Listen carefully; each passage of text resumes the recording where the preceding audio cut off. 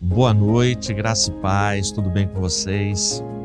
Juntos novamente, muito legal nos encontrarmos. Obrigado por permitir a nossa entrada aí na sua casa, no seu carro, no seu trabalho, onde quer que você esteja. E também seja bem-vindo você que assiste depois, não assiste aqui no ao vivo.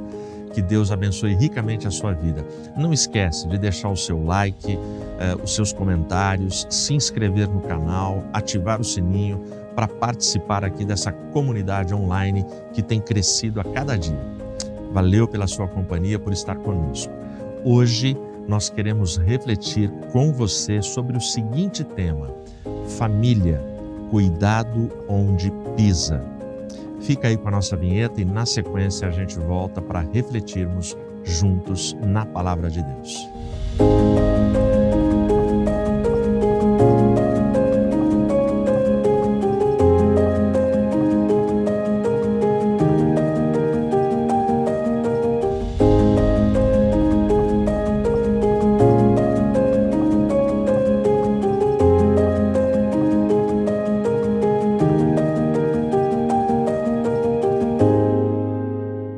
Abra sua Bíblia na primeira carta aos Coríntios, capítulo 10. Eu vou ler em nome de Jesus o versículo 12 para nossa reflexão.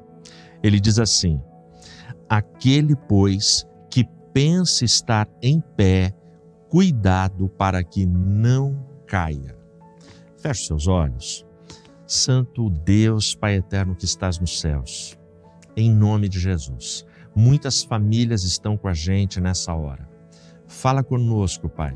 Nos orienta, nos instrui, dá-nos, Senhor, a Tua bênção, a Tua correção através da palavra. E nos ajuda, Senhor, com a Tua graça e misericórdia, a Tua boa e poderosa mão, a nos erguermos das nossas quedas. Abençoa Teu povo, abençoa Teus filhos. Em nome de Jesus eu oro. Amém. Eu não sei se você já escorregou numa casca de banana, mas o pecado é como uma casca de banana. É incrível que se você pegar o peso de uma casca de banana, colocar numa balança, vai dar alguns gramas, coisa assim muito pequena, é muito leve. Mas é incrível que ela tem o poder de fazer com que um homem de 60, 70, 80, 90, 110, 120 quilos consiga escorregar e levar um tombo que pode ficar entre o engraçado e o trágico. Você vai encontrar histórias de pessoas que morreram porque escorregaram numa mísera casca de banana. Infelizmente, a comparação ela é muito pertinente quando pensamos em pecado. Porque o pecado muitas vezes poderá levar você para uma situação apenas embaraçosa no que diz respeito a ter algum tipo de humor naquela queda. Mas muitas vezes o pecado poderá te levar à morte, caso a pancada seja muito forte, muito intensa e muito grande. O meu papo hoje aqui com você é para falar sobre família. Família, cuidado onde pisa. Olhe bem para o seu caminho. Perceba se não tem coisas aparentemente inofensivas, pequenos elementos que podem se tornar para você, na sua caminhada, uma casca de banana, que faça com que a gente caia. Porque você que pensa estar em pé, você que está em pé, cuidado para que não caia. Esse alerta de Paulo aos Coríntios, ele é um alerta extremamente atual. Muita gente faz esse auto-julgamento na sua caminhada e, infelizmente, muitas famílias, nas mais variadas igrejas, elas julgam que elas estão tão em pé que elas já não ouvem mais o evangelho que é ministrado dos púlpitos das suas igrejas. elas já não se atêm, elas já não prestam atenção nos estudos bíblicos que são ministrados através do nosso livro de estudo, das nossas lições bíblicas. Elas acham que elas já sabem tudo, que elas estão altamente protegidas, que o testemunho delas é o mais perfeito, o mais bonito, e são pessoas assim que normalmente vão pisar numa casca de banana e a queda pode ser muito, muito grave. A gente tem uma família aqui na Bíblia. A gente tem uma família aqui na Bíblia que nos ensina o que é um pequeno escorregão. Eu estou falando da família de Noé. Pensa em Noé. Noé, por décadas, ele passou por uma profunda humilhação. Por décadas, Noé, ele está lá com a sua família, operando a construção em obediência às orientações de Deus de um barco. Noé, ele é o pregoeiro que não tem ninguém que se converte. Ele é o cara que está lá pregando, é o cara que está falando, está anunciando, o mundo vai acabar, vem dilúvio, e é uma pregação tanto assim absurda, uma pregação que não dá para dar crédito. A gente está falando de um mundo que não conhecia chuva, somente orvalho, e esse cara está pregando. A gente está falando de um cara que morava a 700 quilômetros do mar e está construindo um barco. Tudo é absurdo, tudo é, existe uma hipérbole literária em toda a narrativa de Noé que nos deixa assim perplexos quando a gente lê. E Noé está lá e ele está construindo até que a palavra de Deus em Hebreus vai dizer que Noé, pela fé, ao construir a arca, ele salvou a sua casa. Então Noé é aquele cara que, ainda que o seu ministério público aparentemente não tenha sido um sucesso, mas ele não perdeu a família. Porque tem muita gente que está sendo um sucesso público, mas está perdendo a família. E Noé, ele entra na arca, a sua família é liberta, a sua família é preservada, a sua família é salva da maior catástrofe da história. Aí, o dilúvio termina, as águas baixam, a arca para numa montanha e é o momento onde eles vão retomar a vida. Então agora eles vão voltar à sua normalidade. Eu e você entendemos um pouquinho disso porque nós estamos num processo e numa torcida de que, de fato, a pandemia do coronavírus tenha terminado e a gente possa retomar a vida. A gente possa caminhar novamente.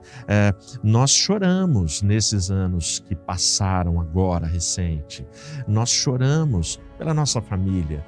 Nós choramos quando alguém da família contraiu o vírus. Nós choramos quando famílias perderam entes queridos e não sobreviveram à catástrofe, à pandemia. Nós choramos. Família, cuidado onde pisa, como pisa, a forma que pisa. Cuidado, tenha prudência, cuidado com as cascas de banana. E era um cuidado simples que precisava aqui na pandemia. É um álcool gel, é uma máscara, é um distanciamento, coisas básicas. E aí o dilúvio termina, voltando no nosso personagem, Noé, ele sai da arca e nesse momento é o momento onde Noé, logo depois, um pouco de tempo depois, ele vai pisar numa casca de banana. Ele pisa numa casca de banana que vai abalar a sua família. Ele pisa numa casca de banana que vai trazer esse momento delicado, embaraçoso e trágico para a sua família. Não é fácil. Ou seja, aquilo que está registrado, que eu vou ler para você agora, é algo que nos ensina hoje. Paulo diz isso aos Romanos 15:4. Tudo que dantes foi escrito, para o nosso ensino é que foi escrito. Então a gente precisa prestar atenção nas Escrituras, prestar atenção naquilo que está sendo dito para o nosso ensinamento. para mim e para você. Abre aí em Gênesis capítulo 9. Olha só, Gênesis capítulo 9, essa história depois do dilúvio está registrada aqui. Eu vou ler para você, é do 20 ao 27. E Noé começou a ser lavrador, e ele plantou uma vinha, e ele bebeu do vinho, e ficou embriagado.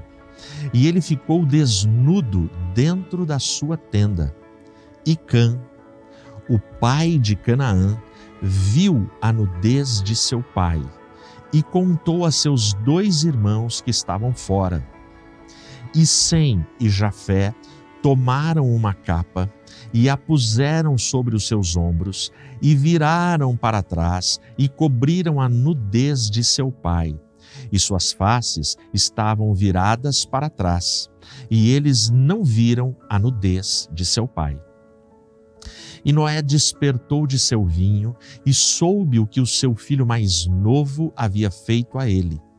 E ele disse: amaldiçoado seja Canaã, servo de servos ele será para seus irmãos.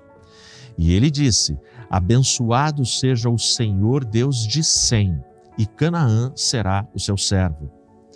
E Deus alargará Jafé, e ele habitará nas tendas de Sem, e Canaã será o seu servo.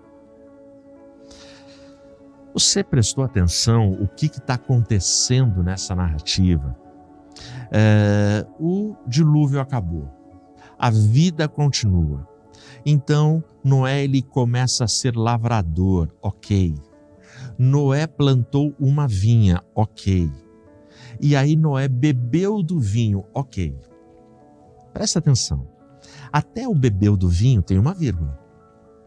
Noé, ele planta, ele é um lavrador, ele cuida, ele rega, ele plantou, ele prepara um vinho, ele bebe do vinho, aí depois dessa vírgula vem, e aí ele se embriagou. Ele se embriaga, aí ele perde o controle. Aí ele perde o controle da sua vida, ele perde o controle dos seus atos. Nesse momento que ele se embriaga, o texto diz que ele fica desnudo, ele fica nu dentro da sua tenda. Mas o seu filho, Cão, ele vê a nudez do pai. O texto não dá detalhes, mas pela reação dos irmãos e pela reação do pai, é muito fácil chegarmos na conclusão de que este filho mais novo viu a nudez do pai, zombou dessa nudez, deu risada, quis humilhar o pai, chamou os irmãos e falou: dá uma olhada no nosso pai. Só que os 2 irmãos falaram: opa, não é isso. Cara, nós não podemos fazer isso.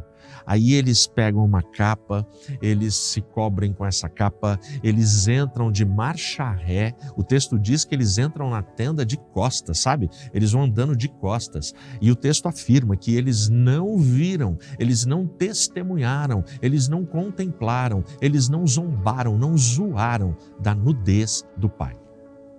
O texto também diz que quando Noé acorda do vinho, ou seja, Noé estava chapado, Noé tomou todas e bebeu muito, ele ficou embriagado, ele perdeu totalmente o controle, ele caiu bêbado, nu. Mas quando ele acorda de ressaca, depois que passa a ressaca, depois que volta à sua sobriedade, os filhos contam, eles ficam sabendo do que aconteceu. E aí, quando ele fica sabendo do que aconteceu, a reação dele é uma só. Ele amaldiçoa o filho mais novo e abençoa os filhos mais velhos, por conta do comportamento desses filhos, por conta da atitude desses filhos. Foi uma casca de banana. Eu estou falando do homem que, pela primeira vez na Bíblia, recebe uma palavra que é uma palavra, sim, preciosa e é um tesouro para o cristianismo, para todo discípulo e discípula de Jesus, que é a palavra graça. É em Gênesis que nós vamos encontrar Deus indignado, Deus irado, Deus insatisfeito com toda aquela geração por conta da multiplicação de pecado. Mas quando Deus olha para Noé, o texto em Gênesis vai trazer a seguinte expressão: e achou graça em Noé. Ou seja, Noé achou graça diante do olhar de Deus em toda aquela geração. É a primeira vez na palavra de Deus que aparece a palavra graça. Muita gente entende que graça é só no Novo Testamento. Não. A graça, ela perpassa toda a narrativa bíblica. A lei, ela aponta a minha doença. A lei revela a minha doença. A lei, ela vem nos 10 mandamentos e dependendo das minhas escorregadas e pisadas de bola e as cascas de banana que eu caio, a lei, ela mostra, ela aponta o meu pecado. Mas a graça vem e ela me retira dessa condição de queda, dessa pisada de bola, dessa escorregada nessa casca de banana chamada pecado. E a graça o faz por causa do escândalo que é contido nela. O escândalo tem a ver com o meu não merecimento. Eu merecia o castigo, eu merecia toda a consequência trágica daquela escorregada que eu dei. Mas a graça surge e ela vem trazendo cura, ela é remédio, ela é um bálsamo que Deus concede a nós.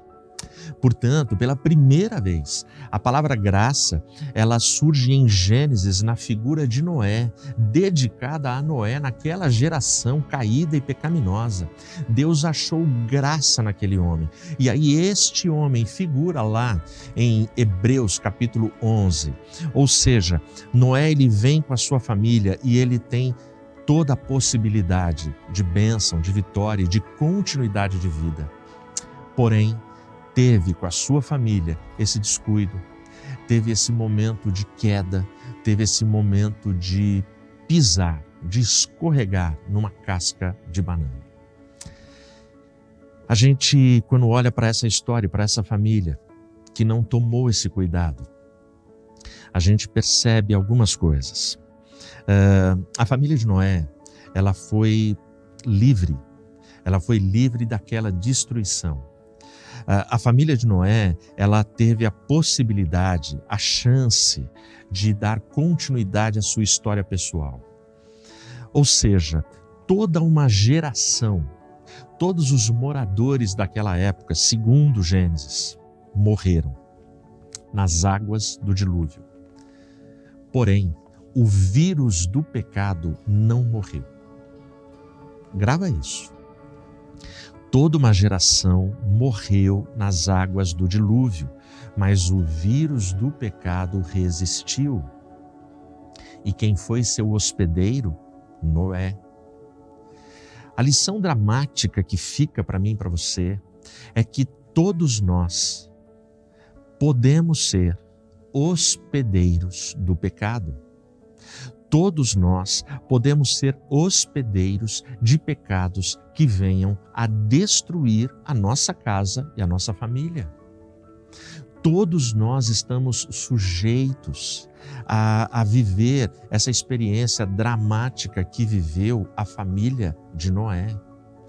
Todos nós podemos ser os agentes ativos de uma escorregada numa casca de banana. Ou a família não sofre quando um dos seus membros sofre. Ou a família não se envergonha quando um dos seus membros causa vergonha pública para o nome, para o sobrenome da família. Quantas famílias arrebentadas por conta de rebeldias, de inconsequências e de desobediências dos seus adolescentes, dos seus jovens. Quantas famílias envergonhadas por conta de traições e de adultérios dos líderes da família, ou do marido, ou da esposa? Quantas famílias feridas emocionalmente, sendo faladas publicamente, porque um membro resolveu abandonar o caminho, se desviar do caminho, e quando se desvia do caminho, a chance de encontrar uma casca de banana é muito grande e da queda ser muito forte. Eis o problema. Família, cuidado onde pisa. O detalhe é que quando a família entra na arca, Deus fecha a porta. Deus fechou a porta. O detalhe é que Deus não tirou o poder, a habilidade, a possibilidade de que a família abrisse essa porta, de que a família abrisse essa porta para seguir a sua vida. E aí a família abre a porta e vai seguir a sua vida. E ao seguir a sua vida já não tem mais aquelas orientações. Olha, a arca tem essa medida, você vai fazer com esses materiais, porque o mundo será destruído por água. Tudo isso já aconteceu. E agora a família vai fazer o que ela sabe fazer. E o que ela sabe fazer? Eu vou plantar uma vinha, eu sou agricultor. Eu vou fazer um bom vinho, eu vou saborear o vinho. E aí vem a embriaguez. Durante todas as décadas de construção da arca, você não encontra erros no homem que Deus achou graça. Mas é no momento da vitória, é no momento do prêmio, é no momento da glória, quando tudo vai bem, quando tudo vai de forma tranquila, que Noé escorrega numa casca de banana. Por quê? Porque nos momentos onde nós estamos distraídos, onde nós não estamos focados, são os momentos onde nós estamos mais suscetíveis a não enxergar a casca de banana que está bem diante do nosso nariz, dos nossos pés, e a gente cai. Tenho visto muita gente, tenho visto muitas famílias quebrarem a cara porque membros da sua casa não percebem que deveriam tomar mais cuidado. Por exemplo, eu conheço a história de uma mulher que ela tinha grande cobiça pelo pastor da sua igreja. Ela era uma mulher casada, o pastor casado, mas essa mulher casada, ela não olhava para o pastor da sua igreja como o homem de Deus, como o sacerdote, como o servo que estava ali para ministrar o evangelho, ensinar o evangelho, edificar e equipar aqueles discípulos. Não. Ela tinha desejos por aquele homem. Até que o seu marido faleceu. Quando o seu marido faleceu, ela ligou para o pastor.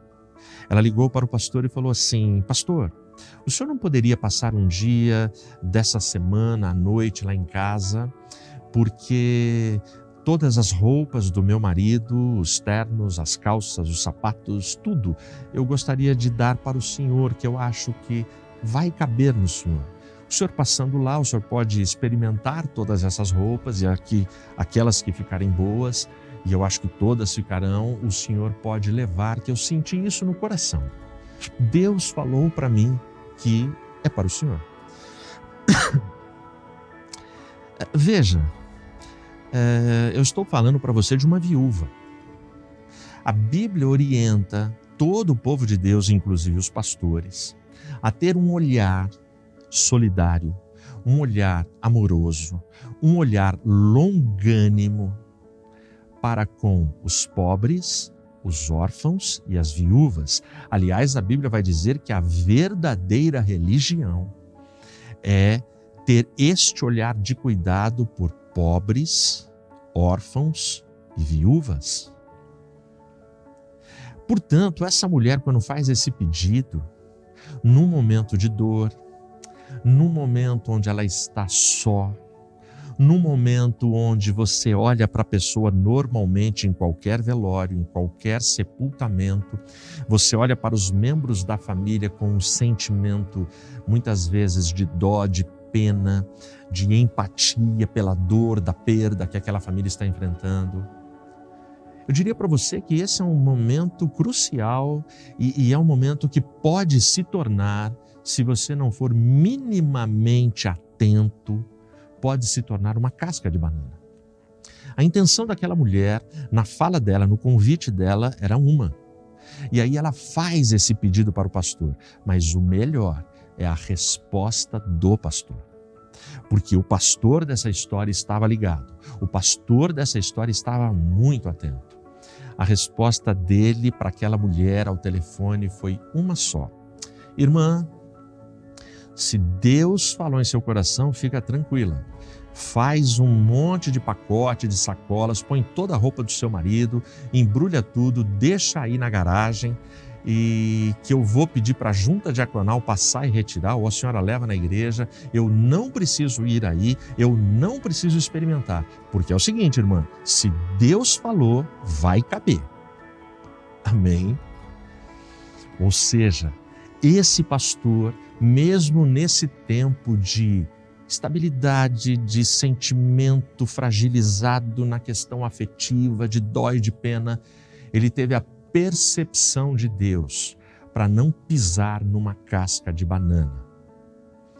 E quantos estão pisando nesse tipo de casca de banana, usando esse tipo de explicação, de justificativa e de desculpa esfarrapada? Ah não, eu fiquei com dó, eu só queria ajudar. Então presta atenção. Presta atenção, porque a porta da arca foi aberta por dentro. A porta da arca foi aberta por homens. A família de Noé sai e a família de Noé chega e começa a sua história e uma casca de banana está ali e Noé, infelizmente, cai. Bom, se nós continuássemos lendo os 2 versículos que estão na sequência de Gênesis 9, nós teríamos a seguinte informação, que depois desse episódio, Noé viveu ainda 350 anos. Foi uma queda, foi uma escorregada, mas Noé não perdeu o lugar dele na galeria dos heróis da fé. Mas os filhos enfrentaram as consequências dos seus atos, porque as consequências elas ficam, e as consequências elas independem de qualquer tipo de perdão, de graça ou de vida eterna do meu nome escrito no livro da vida. As consequências eu tenho que lidar com elas. Não tem como. Mas Noé, certamente com a família dele, viveu aquilo que está registrado aqui no Salmo 37. No Salmo 37, os versículos 23 e 24, para a gente concluir, eles trazem estas promessas e essas palavras de tanto conforto para a minha vida, para a sua vida, para a minha família e para a sua família.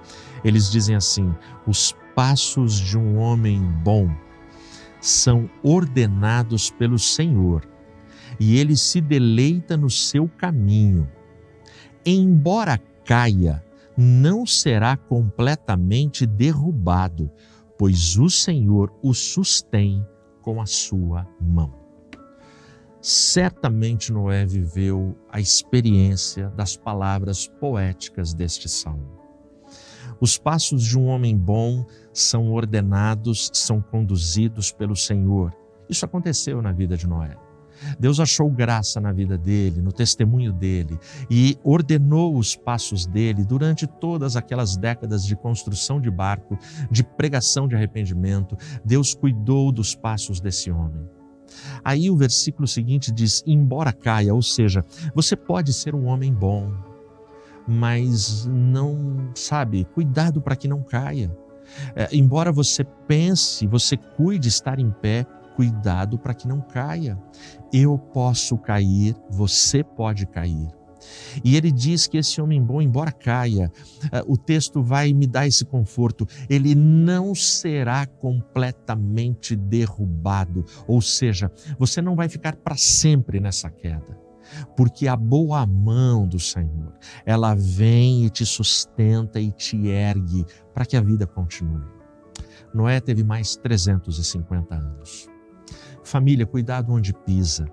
Família, se une em oração, se une em jejum, se une no estudo da palavra, se une e vai para a simplicidade do culto da sua comunidade, contribui mais e critica menos, se aproxima mais, não entra nessa falácia que dá para ser crente sem igreja. Nós precisamos da comunhão, do contato, de sermos membros no corpo de Cristo, de trocarmos experiências, de trocarmos afetos espirituais, no crescimento, na edificação da nossa fé, da nossa visão bíblica, do nosso aprendizado.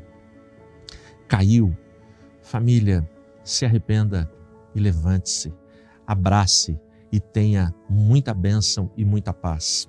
Eu termino lembrando de uma mensagem que dei por ocasião dos 70 anos da Igreja Adventista da Promessa. Este foi um culto realizado ali no ginásio do Canindé da Portuguesa, em São Paulo, ali na marginal do Tietê. Eu me lembro que após a mensagem, nós tivemos um momento assim sublime e ímpar. Quando estava em 50, 60 batismos no Espírito Santo, o pessoal parou de contar porque não dava mais para contar. Mas muita gente vindo receber oração, muita gente se reconciliando, se rendendo a Cristo, aceitando Jesus. Foi um momento assim indizível. Quem estava lá, a gente devia ter em média 10 mil pessoas no ginásio. Quem estava lá se lembra. Mas uma das orações que eu fiz, eu desci ali da plataforma, fui na quadra onde as orações estavam acontecendo. Uma das orações que eu fiz, que mais me impactou naquele dia, eu estava orando, saiu uma pessoa, levantava, vinha outra, mas foi o momento que eu vi uma família. Essa família, ela vem o marido, vem a esposa e 3 filhos, eram 3 adolescentes, ali na casa dos seus 14, 15, 20 anos no máximo, aqueles 3. E eles vêm os 5 abraçados, e os 5 vinham tremendo e chorando, tremendo e chorando. Eles chegaram, eles se prostraram, e o marido vira para mim e fala assim: Pastor Ed, eu sou um presbítero. A minha esposa é uma diaconisa. Os meus filhos, eles ministram na igreja. Mas na minha casa, sempre, pastor, na minha casa não tinha mais Bíblia, não tinha mais jejum, não tinha vida devocional. A nossa casa estava um completo caos. Mas hoje, a partir de hoje, a palavra nos tocou de tal forma que o arrependimento veio e a gente quer que a nossa casa volte a ser igreja outra vez. Foi uma casca de banana, e a casca de banana para essa família foi o descuido, foi o relaxo com a fé. Se dedique mais ao Senhor e se levante com a sua casa, porque Jesus está voltando para buscar as suas famílias, famílias de toda a terra.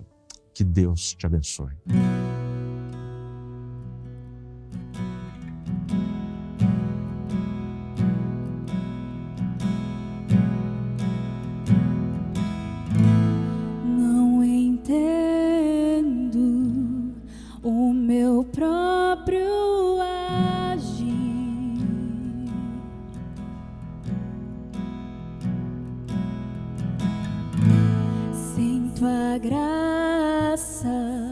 O que seria de mim?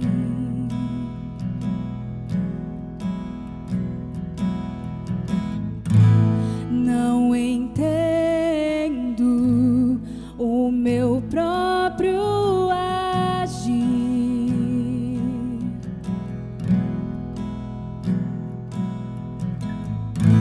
Sem tua graça, o que seria de mim, Deus?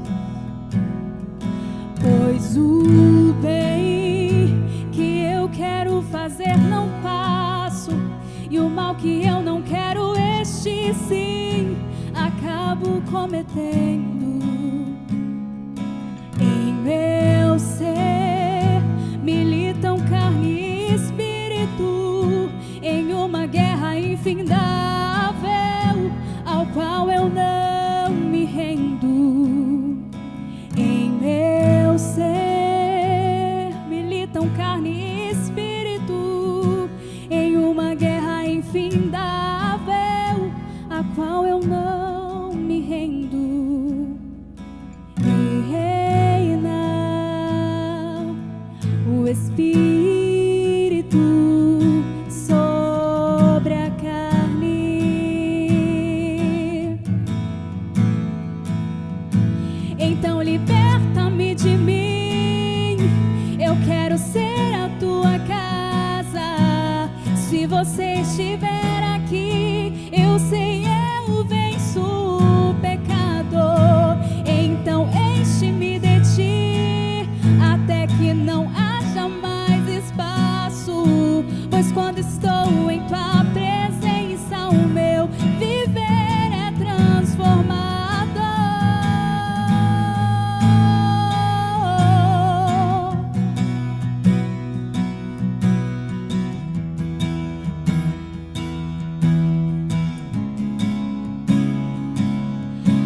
pois o bem que eu quero fazer não faço, e o mal que eu não quero, este sim acabo cometendo. Em meu ser militam carne e espírito, em uma guerra infindável, a qual eu não me rendo, pois meu corpo já foi vendido como escravo, e não existe bem nenhum em mim, apenas o pecado. Mas eu sei que no tocante ao meu interior tenho prazer na sua lei. Tu és o meu amado, então liberta-me de mim. Eu quero ser a tua casa. Se você estiver aqui, eu sei, eu venço o pecado. Então enche-me de ti, até que não haja mais espaço, pois quando estou em tua presença, o meu viver é transformado, e eu passo a ser livre para viver a tua vontade.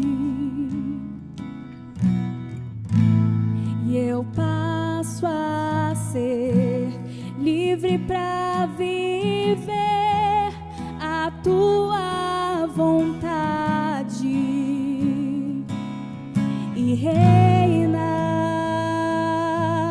o Espírito sobre a carne.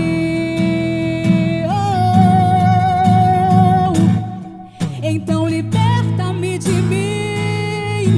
Eu quero ser a tua casa. Se você estiver aqui, eu sei, eu venço o pecado. Então enche-me de ti, até que não haja mais espaço, pois quando estou em tua presença, o meu viver é transformado. Então liberta-me de mim. Eu quero ser a tua casa. Se você estiver aqui, eu sei, eu venço o pecado. Então enche-me de ti, até que não haja mais espaço, pois quando estou em tua presença, o meu viver é transformado.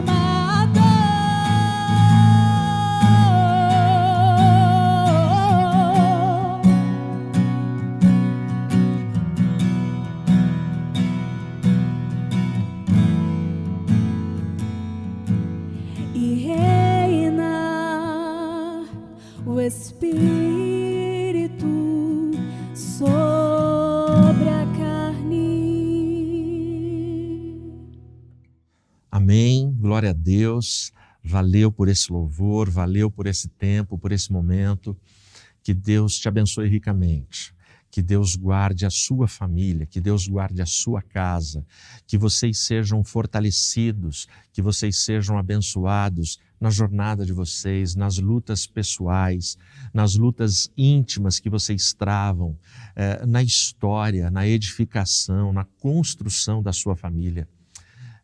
Fique alerta, fique atento, não permita que pequenas cascas de bananas que são colocadas na caminhada de vocês possam fazer cair o filho, a filha, o pai, a mãe, mas que vocês sigam firmes, atentos e submissos à palavra do nosso Cristo, à palavra do nosso Deus. Vamos orar? Feche seus olhos. Pai bendito e eterno que estás nos céus, obrigado, Senhor. Obrigado pela tua graça e misericórdia que nos sustenta, que nos mantém em pé. Que o orgulho, Senhor, não invada o nosso coração, que a autossuficiência não invada o nosso coração, a fim de que a gente fique trombeteando para todos os lugares.